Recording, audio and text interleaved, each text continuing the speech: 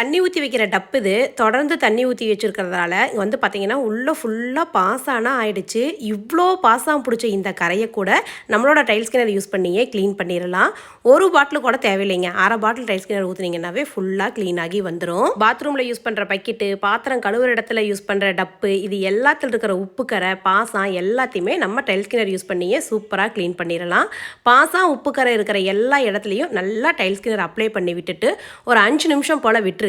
விட்டுட்டு அதுக்கப்புறம் இது போல் ஸ்க்ரப் போட்டு தேய்ச்சி எடுத்தீங்கன்னா உங்கள் கண்ணு முன்னாடியே சூப்பராக க்ளீன் ஆகி வரும். பார்த்தீங்கன்னாவே தெரியும். பாத்ரூமில் யூஸ் பண்ணுற பக்கெட்ல எல்லாம் தொடர்ந்து தண்ணி பிடிச்சி வச்சிருக்கிறதால பாசாம் பிடிக்காது. ஆனால் ஒரு மாதிரி வளவளப்பாக இருக்கும்.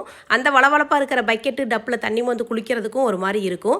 அது போல் வளவளப்பையும் நம்மளோட டைல்ஸ் கிளீனர் யூஸ் பண்ணியே சூப்பராக க்ளீன் பண்ணிடலாங்க. ஃபர்ஸ்ட் இருக்கிறதுக்கும் இப்போ இருக்கிறதுக்கும் எவ்வளோ சூப்பராக க்ளீன் ஆகிருக்குது பாருங்க. ப்ராடக்ட் உங்களுக்கு வேணும்னா டேரெக்டாக வெப்சைட்டில் லாகின் பண்ணி ஆர்டர் பண்ணுங்க. சந்தேகம் ஏதாவது இருந்தால் ஸ்க்ரீனில் தெரியுற வாட்ஸ்அப் நம்பருக்கு வாட்ஸ்அப்பில் மெசேஜ் பண்ணுங்கள். ப்ரைஸ் டீட்டெயில்ஸ் எல்லாம் ஃபஸ்ட் கமெண்ட்டில் கொடுக்குறேன்.